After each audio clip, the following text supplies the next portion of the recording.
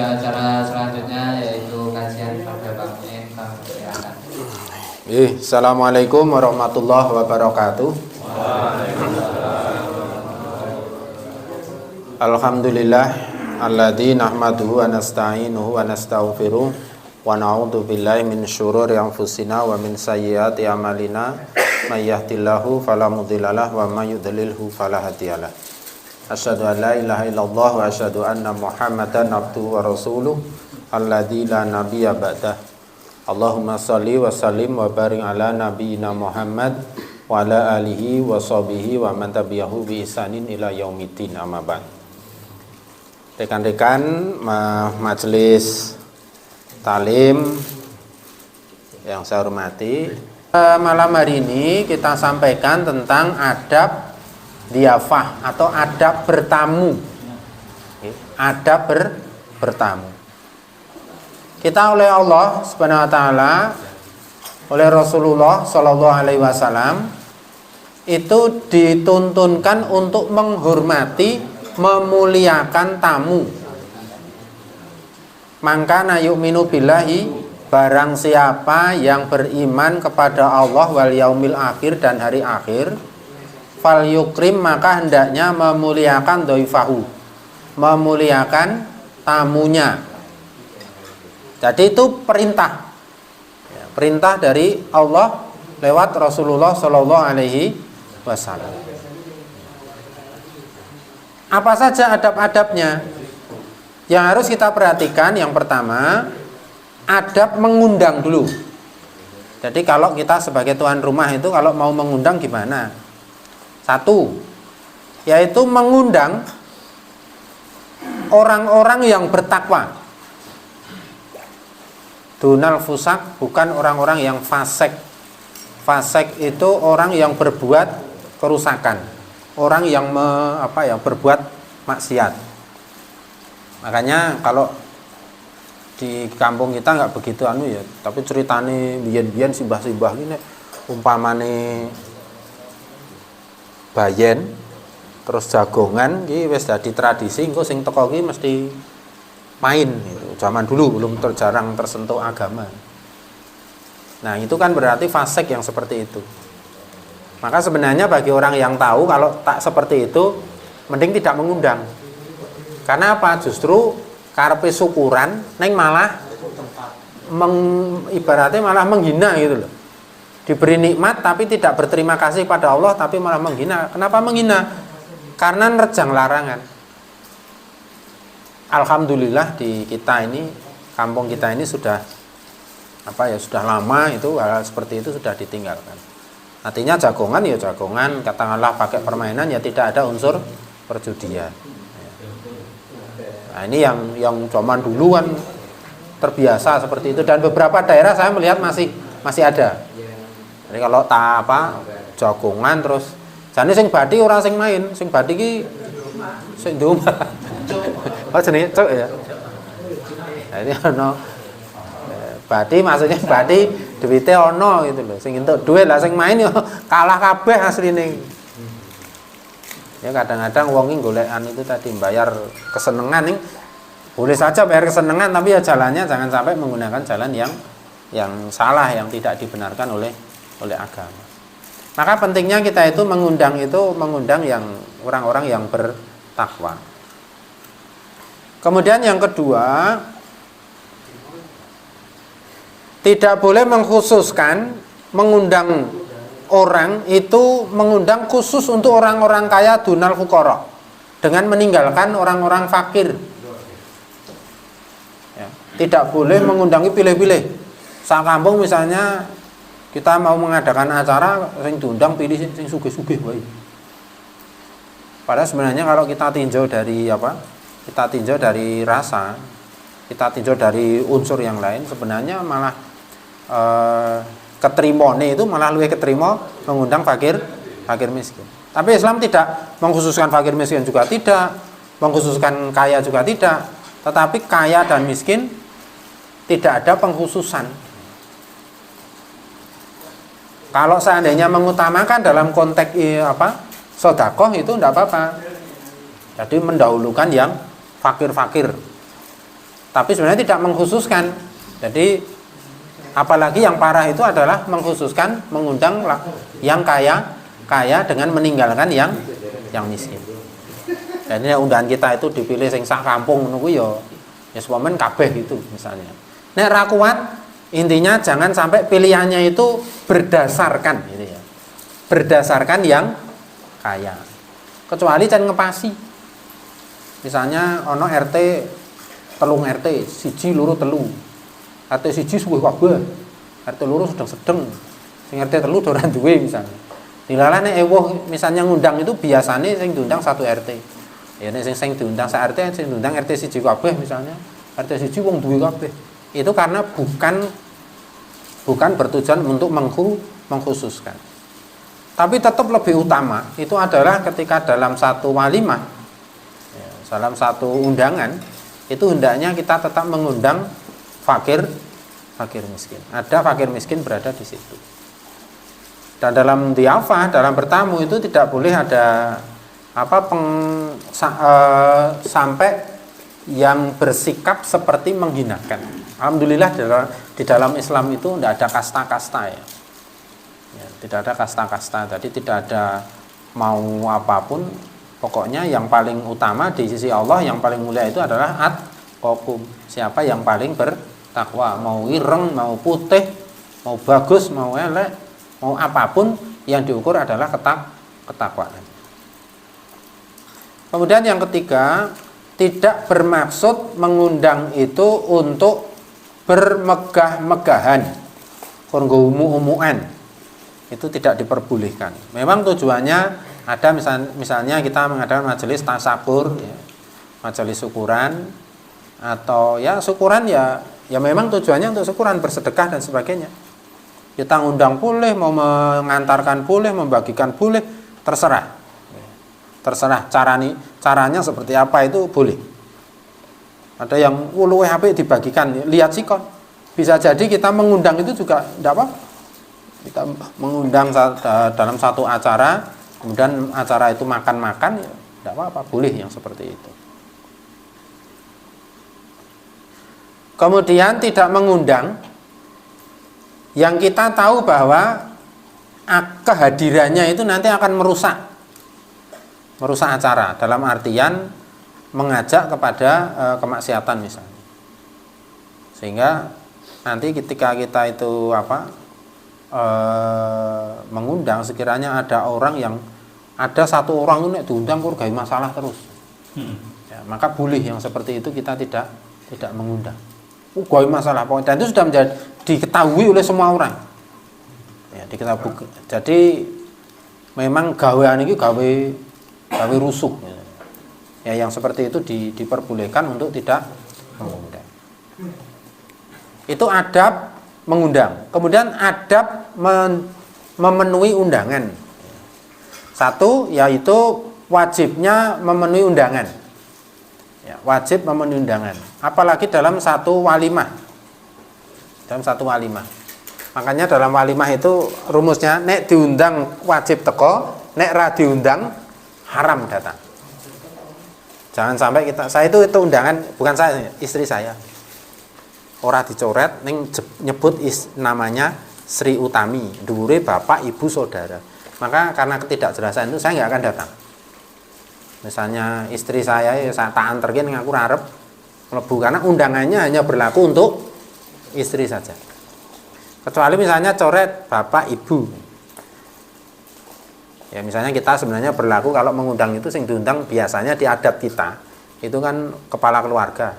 Misalnya saya, bapak, ibu, saudarane dicoret, Samsumuin, berarti bapak Samsumuin dan ibu Samsumuin, artinya Sri Utami. Itu diseyogyakan kita kalau mengundang nanti jenazah sing kita akan mantu misalnya itu dicoreknya itu dia. Jadi bapak, ibu dengan saudara dicoret itu sudah menggambarkan bahwa yang diundang itu adalah bapak dan ibu. Untuk apa? Untuk ngesahke, menghalalkan undangan. Ya, itu wajib. Tapi kalau tidak diundang justru nggak boleh datang. Kedua-duanya untuk menjaga kesemuanya. Lebih-lebih yang sahibul bait, yang mengundang. Kalau diundang kita tidak datang, uang di pikiran ukeh kabeh ngono kuwi. Wis nyiapke banyak, yang datang sedikit. Maka yang terganggu adalah kehormatan tuan rumah. Sebaliknya, ora diundang teko. Le persiapan 100 porsi, julalah ana sing aku ora diundang sayu penting teko wae. Dira sing muni ngono kuwi wong 50. Sing muni ngono wong 50. Le siap 100 karena undangannya memang misalnya undangannya 50. Undangan 50 dihitung ping pindho suami istri. Nah, kebetulan yang sing ora diundang itu karena mungkin kemampuan. Ya, karena mungkin kemampuan. Kita nggak bisa menyalahkan tuan rumah ya. Karena tuan rumah mengundang berdasarkan kemampuan.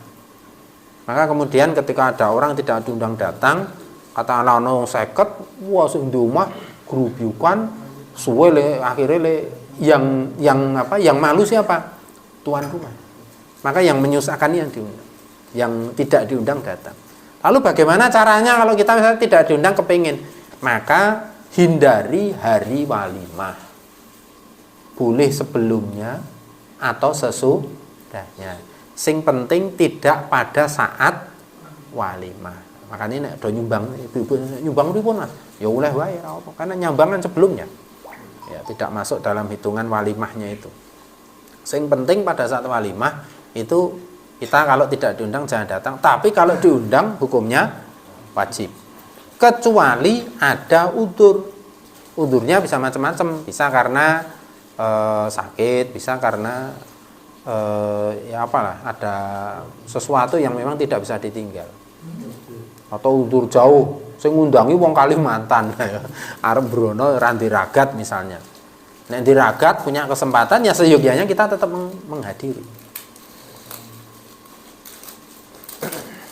Kemudian tidak membedakan, ini sama dengan yang tadi, cuman kita berlaku sebagai tamu, tidak membedakan memenuhi undangan itu antara yang miskin dengan yang kaya. Ana undangan loro sing dipilih sing sugih wae. Wah ini mesti enak-enak misalnya begitu ya. Rumus sederhananya gitu. Wah kita menyang sing kono atau wah ra penak iki nek ro iki wis ra apa-apa tinggal ra apa. Milih sing sugih ndak boleh. Kalau ada undangan double waktunya sama. Mana yang harus didahulukan? Yang paling dulu datang undangannya. Memang nek sing sikik ki sing sugih ya dhewe nekani sing kaya itu, nek sing teko dulu itu sing fakir, kita mendatangi yang fakir. Tapi di zaman sekarang kan bisa menggunakan waktu yang lain. Cuman pada saat hari hanya itu loh. Saya mengambil kasusnya misalnya ini untuk walimah ya. Jadi kalau diundang walimah, ono undangan loro teko, sing repot nek bareng. Teko wonge bareng ini, tek undangan ditampa bareng wis arep piye nek ngene. Jame padha. Termasuk tidak boleh membedakan antara ini baina ba'idil masafah wa qaribiha. Jarak yang dekat dengan yang jauh. Misalnya ana undangan neng Bantul karo neng Sleman. Wis neng Bantul wae sing cerak. Ndak boleh, yang didahulukan tetap yang datang dahulu undangannya. Cuman kalau jauhnya masih jauhnya masih terjangkau nek bandingke undangane sing siji karo Yogya, sing siji Kalimantan kuwi mau ya Kalimantan itu gugur karena udzurnya, bukan karena membedakannya. Karena kan kemampuan. Ya. Tadi beda maksud. Tapi kalau seandainya masih dalam batas terjangkau walaupun lebih jauh, maka yang jauh itu tetap harus didahulukan kalau undangannya datang duluan. Ya, kalau dia datang duluan. Kemudian diniatkan biijabatihi ikrama akhihil muslimi. Diniati memenuhi undangan itu untuk memuliakan saudara muslim. Karena perintah Allah itu tadi, kita ketika sebagai tamu yang memuliakan, sebagai yang mengundang juga memuliakan. Jadi silahkan kalau pokoknya niat kita itu intinya karena perintah Allah. Lah perintah Allah itu ini memuliakan saudara kita. Jadi kalau diundang ya seyogyanya seyukianya datang. Bagaimana caranya?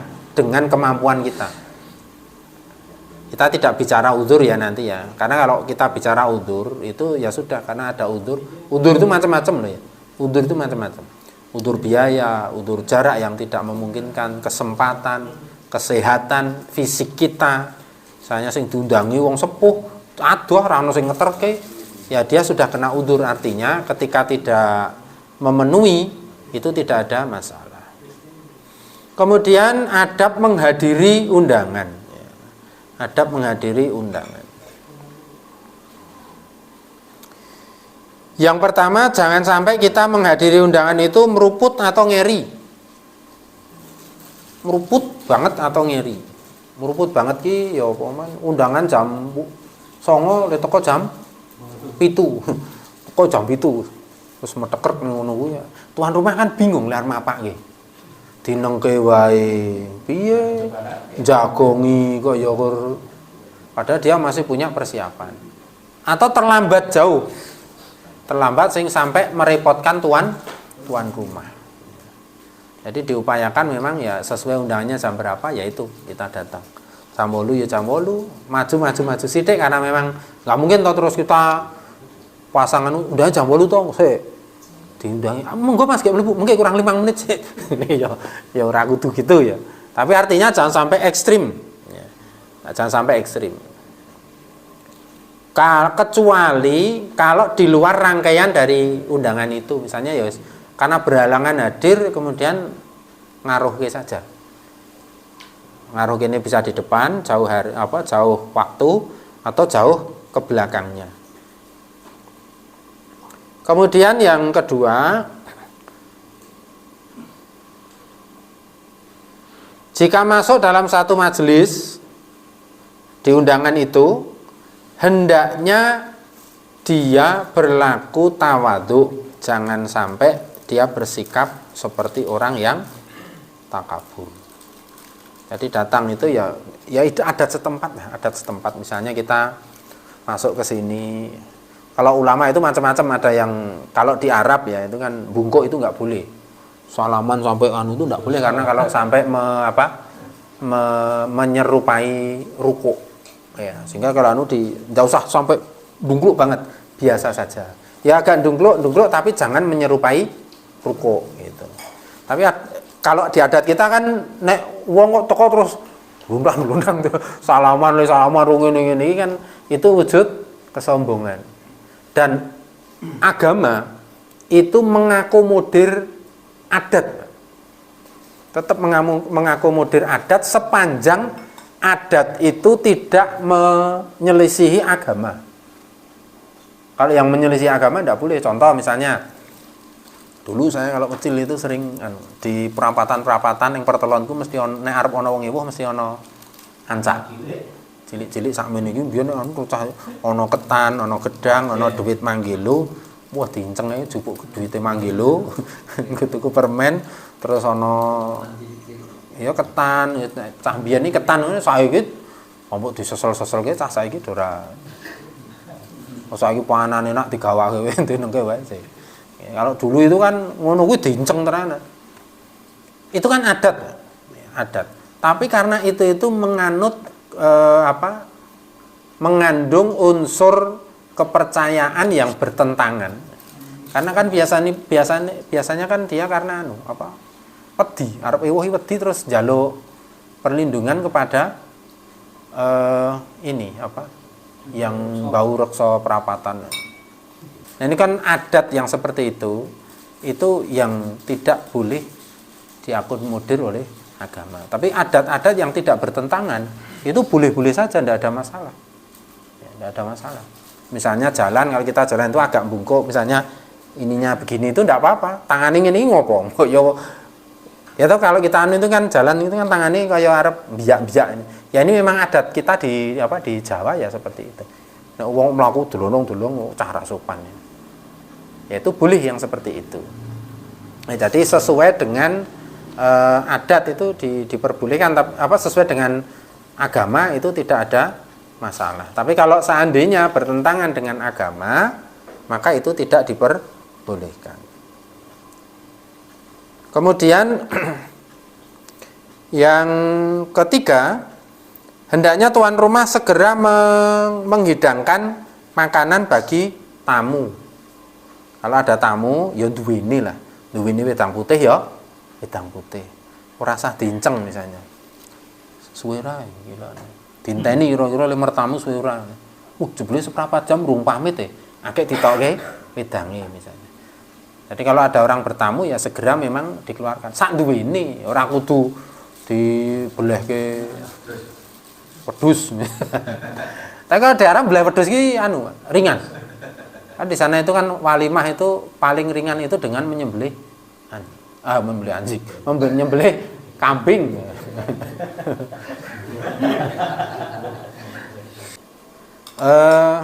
Jadi bagi tuan rumah itu seyogyanya segera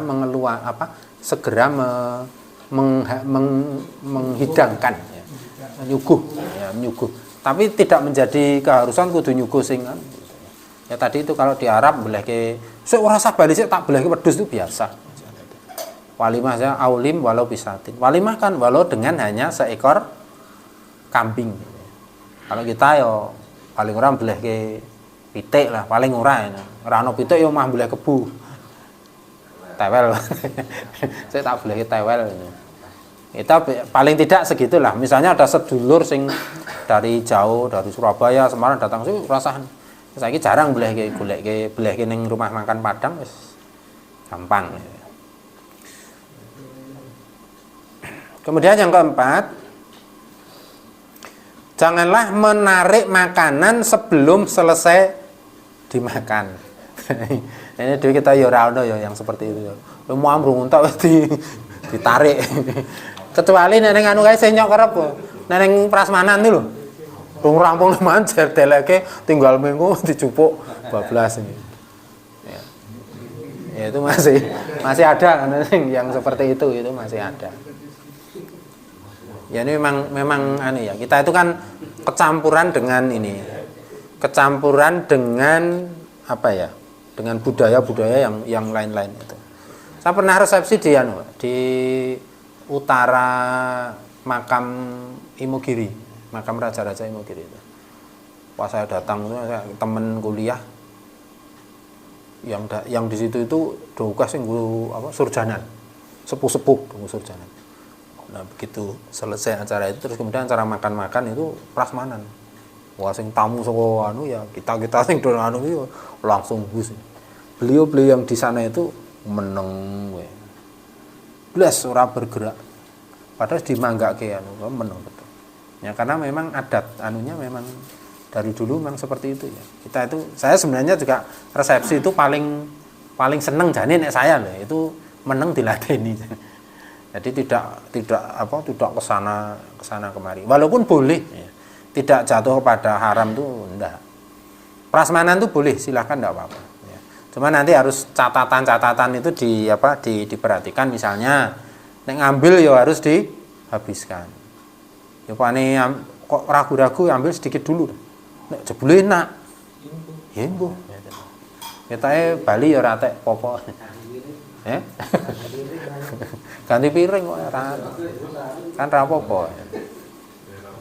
Jadi yang tidak diperbolehkan itu kalau kita menyia-nyiakan makanan. Jadi malah njupuk sepu njupuk. Kadang-kadang saya jan ironis. Njupuk ukah begitu anu ra dintekke itu loh. Padahal berapa banyak orang yang kelaparan atau mestinya makanan itu kan kalau masih berada di panci itu kan masih bisa dimanfaatkan. Beda kalau sudah di piring yang menjadi sisa hanya sudah dibuang saja. Nah, catatan-catatan seperti itu yang harus diperhatikan. Kemudian jika bertamu, kalau kita nginep di tempat orang, misalnya saudara atau teman itu diseyukyakan jangan melebihi 3 hari. Ya, jangan melebihi 3 hari, udah ngerepotke sing tuan rumah. Kecuali permintaan tuan rumah. Kecuali pun misalnya kita punya saudara atau Mas, sesuk nggonku ewuh, ning nggonku mau seminggu lho. Wong rong nek selora nek pas liburan tuh 2 minggu sisa ning kene. Permintaan tuan rumah ndak apa-apa. Ya, jadi sudah ada kerelaan dari tuan rumah. Tapi kalau seandainya kita main ke aku tak ning kene seminggu yo, hati-hati di jangan sampai, intinya jangan sampai merepotkan tuan rumah. Kecuali ya saudara-saudara yang misalnya yang di adat kita itu kan ono sing ning omah, ono sing sana-sana. Nah, ketika pulang itu kan mesti ono jujukan. Ada jujukan jadinya tabun misalnya begitu. Ya, itu memang kekhususan beda yang seperti itu. Kemudian tuan rumah hendaknya kalau menginap ya, tuan rumah hendaknya mengajak kepada tamu untuk berjalan-jalan. Intinya jangan sampai jenuh ya. Menyenangkan. Sebagai tuan rumah sikap kita itu menyenangkan bagi tamu. Ya, ya memuliakan itu tadi. Bagaimana agar tamu datang kepada kita itu senang. Kemudian pulang itu juga membawa hati yang senang. Dan ketika kita menerima tamu itu ya itu bagian dari barokah Allah yang diberikan kepada kita sebagai tuan rumah. Intinya apapun yang datang kepada kita, bahkan pengemis yang datang kepada kita pun ya, pengemis yang datang kepada kita pun itu sebenarnya kan diutus oleh Allah untuk membawakan bekal kita sebenarnya. Sehingga kita memperlakukan pengemis itu seperti tamu agung. Karena apa? Kita minta tolong dia untuk membawakan harta kita besok kita bawa ke akhirat. Nah, memang sekarang kan pergeseran budaya. Sekarang ini berpenampilan ya seperti dulu pas banyak yang datang minta sumbangan bawa kalender, bahkan nyatot nama. Yang terakhir itu saya mulai itu karena betul-betul terang-terangan orangnya ada di situ, pakai namanya Tofa gitu.